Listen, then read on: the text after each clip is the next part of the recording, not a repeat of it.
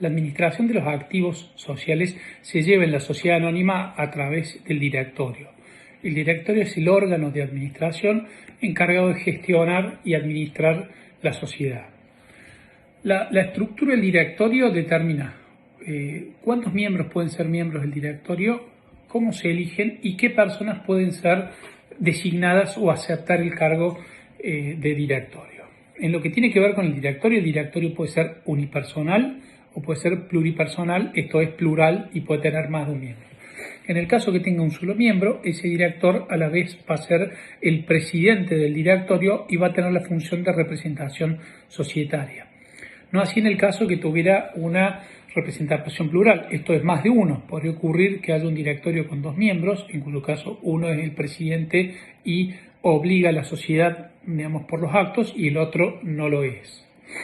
Si la sociedad fuera una sociedad de las registradas en el artículo 299, esto es, que tengan oferta pública, que exploten un servicio público o que tengan un capital determinado, necesariamente el directorio se debe integrar con 3 directores. En general puede haber dos cuestiones: que el mismo estatuto establezca el tamaño del directorio y diga que se va a designar 1, 2, 3 o 4, o lo que es más común en la práctica, que es una cláusula que diga que el directorio va a estar integrado entre 1 y 15 directores y después sea la asamblea la que determine el número de directores. Entonces, si estuviera en el estatuto, la asamblea debe respetar lo establecido para el estatuto y no puede modificarlo a través de una decisión ordinaria para elegir los directores, sino que tiene que llamar a una asamblea extraordinaria, modificar esa cláusula y después recién cambiar el número de directores. O, como es más común, la asamblea va a decidir el número de directores dentro de lo que establezca la cláusula y a partir de ahí se designa. Entonces, en el orden del día de una asamblea para elegir directores suele ser número de directores a elegir y después elección de directores para ese número de directores. No existe un límite máximo ni un límite mínimo, pero sí existe un cierto consenso doctrinario que los directores deberían ser personas humanas. Más allá que en algunas autoridades de control se ha aceptado la inscripción de alguna persona jurídica como administrador, en términos generales, digamos, debería ser. La elección del directorio la hace la asamblea en la asamblea ordinaria, o sea, los accionistas en la asamblea ordinaria eligen directores.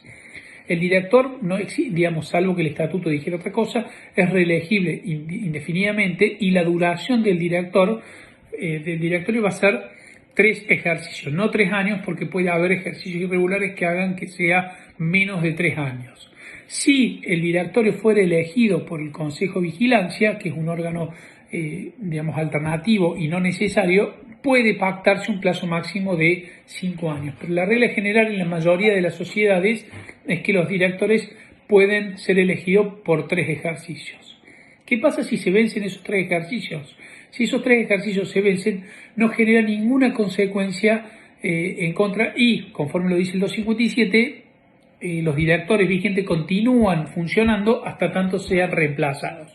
Entonces es incorrecto lo que hacen algunos bancos, lo que hacen algunas autoridades públicas que le imponen acompañar nuevas autoridades por encontrarse vencidas. La ley establece que mientras no se deciden otras funcionan y esto puede realizarse sin el IE y sin que necesariamente los accionistas tengan que tratar esta cuestión. Obviamente que por una cuestión de orden y atento que eso establece, los accionistas suelen ratificar o cambiar esos directores cada 3 ejercicios.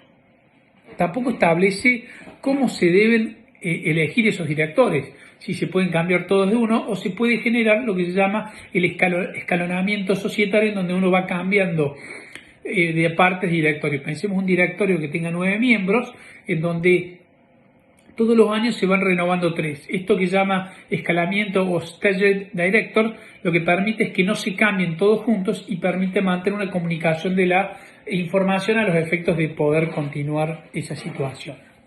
Entonces, teniendo en cuenta la forma que tienen los directores, ya hemos dicho cuántos tienen que ser los directores y por qué plazo, la ley establece el sistema ordinario, que es la asamblea elige a todo el directorio. Entonces la asamblea toma la decisión en función del criterio mayoritario y se elige a los directores. No existe ningún inconveniente en que un director accionista se autoelija director. No hay ahí una cuestión, no está prohibido por el 241 y tampoco hay un conflicto de interés en donde el accionista se autodesigne director. Otro mecanismo es en clases de acciones. Podría establecerse un mecanismo de clases de acciones en donde se establece que cada clase de acciones, pensemos 3 clases de acciones, A, B y C, debe elegir un director. Entonces, en ese caso, se debe convocar a asambleas especiales, artículo 250, y cada asamblea especial deberá elegir su propio director. Entonces, en ese caso, la elección por clase garantiza que cada clase pueda designar su propio director titular y o suplente. Entonces, el sistema por defecto es el sistema ordinario, que es que la asamblea lo establezca. Se pueden establecer por clases de acciones. Y también existe un derecho imperativo, que es el derecho a votar acumulativamente.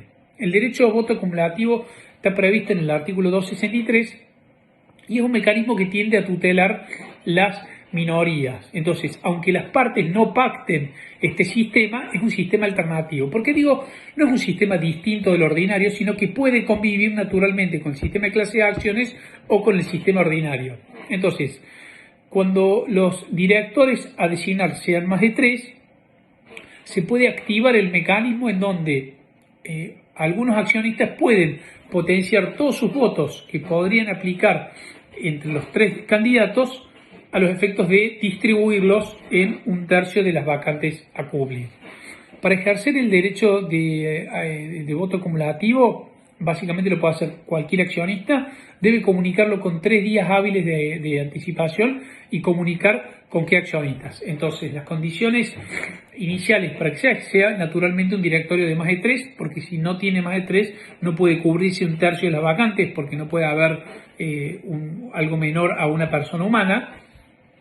Debe haberse comunicado de manera previa la intención de votar, y si yo comunico de manera previa la intención de votar, no estoy obligado a hacerlo. Lo único que permite esta comunicación es habilitar a cualquier persona, y no solamente lo votar, a utilizar este sistema de votación acumulativa. Entonces, cuando el presidente de la asamblea abre la asamblea, debe establecer que sea presentado la posibilidad de votar acumulativamente y que cualquier accionista está facultado para elegir acumulativamente a esos directores. El estatuto no puede derogar este derecho, y por eso se ha dicho que es inderogable, imperativo. Algunos inclusive hablan de que es un derecho de orden público. Pero ya más allá de las sutilezas, si es imperativo o es de orden público, en mi opinión es imperativo. Lo que sí es que está claro que el estatuto no puede suprimirlo. Este sistema solamente se admite para sociedad anónima y no se admite para SRL.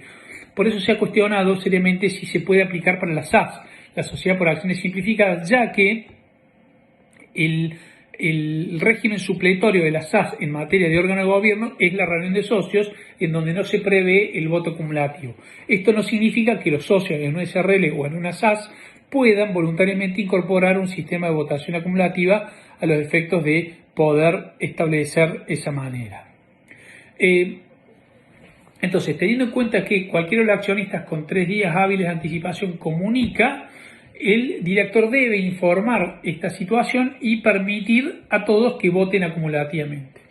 Vamos a hacer un ejemplo para ver cómo podría funcionar esta situación. Imaginemos que existe un accionista que tiene un 30% de los votos y existen otros accionistas que tienen un 30 y un 30 o un 30 y un 40. Entonces tengo el 100% de accionistas, todos están presentes y se admite la votación acumulativa. Y debo elegir 3 directores. Entonces, teniendo en cuenta que debo elegir 3 directores, si yo active el mecanismo de votación acumulativo, esto permite que yo vote de manera desdobladas. Por el sistema ordinario se votan 2 de los 3 directores y por el sistema acumulativo se vota 1 de los 3. Los que voten por el sistema ordinario votan para todas las vacantes. Entonces, yo tengo el 70% de los votos, en donde tengo que votan para el candidato A 70% de los votos, 70 votos, para el candidato B 70 votos y para el candidato C, que es donde compite con el voto acumulativo, 70 votos. El que voto acumulativo, que tiene 30 votos, le permite multiplicar sus 30 votos por el número de vacantes a cumplir, en este ejemplo 3, y poder acumular estos 90 votos en un tercio de las vacantes a cumplir, en este caso en un director. Entonces, en la elección de este tercer director, el minoritario va a competir con 90 votos contra los 70 que tengan los otros accionistas. De esta manera se permite que un director que tenga un 30% pueda participar con la elección de un director según las circunstancias. Entonces, es importante tener en claro esto porque de esta manera se garantiza esta situación. Obviamente que esta votación tiene que ser, pública, tiene que ser transparente. Los accionistas que voten por el sistema ordinario no pueden desdoblar sus votos para votar por el sistema acumulativo y obviamente los que voten por el sistema acumulativo no lo pueden hacer de manera real y le descubrir estas vacantes. Entonces, esta imposibilidad de dividir los votos al efecto ordinario o acumulativo no lo puede hacer. Se han conocido casos en donde se hicieron cesiones a acciones fraudulentas para evitar esto y para poder manipular el directorio.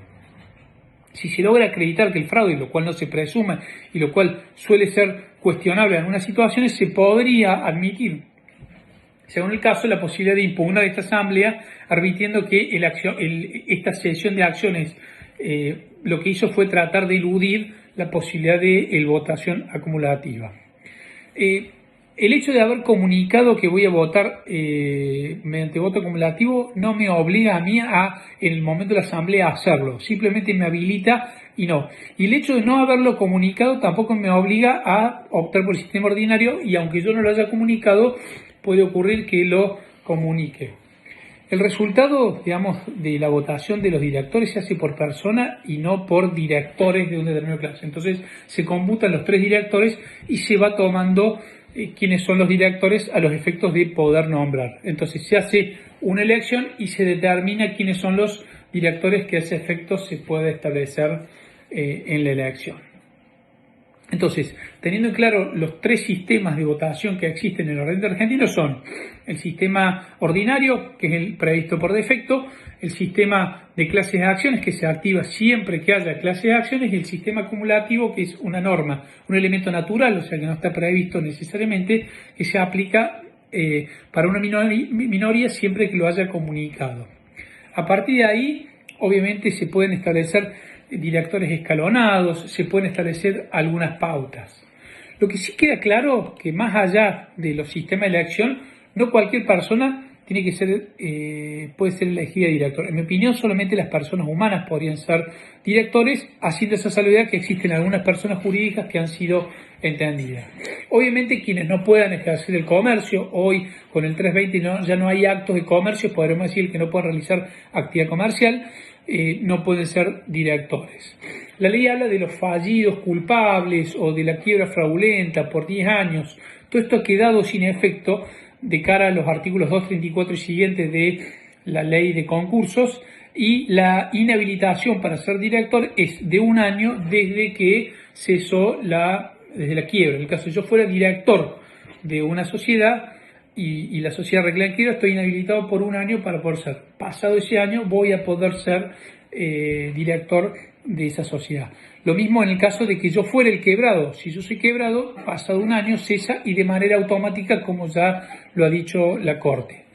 Tampoco pueden ser directores los condenados por inhabilitación para ejercer cargos públicos, los condenados por hurto, o sea, todo lo que tenga que ver con delitos al patrimonio, cheques sin fondo, hasta 10 años de cumplida esa condena. Esto es tanto en Argentina como en el exterior. Ha habido casos de directores extranjeros designados en Argentina. Hay un caso de una aerolínea bastante conocida donde se estableció que no podían ser designados directores a esos efectos.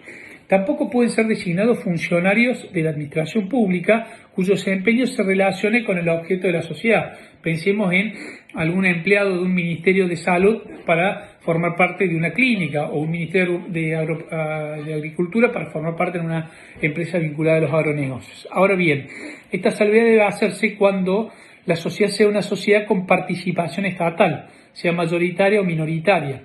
En este caso, cuando la sociedad, tiene participación estatal, sería ilógico prohibirlo, y justamente el organismo más adecuado para poder intervenir en esta sociedad va a ser el director del Estado establecido. siempre teniendo en cuenta que estos directores suelen tener a nivel nacional un régimen especial de directores públicos que están establecidos a esos efectos.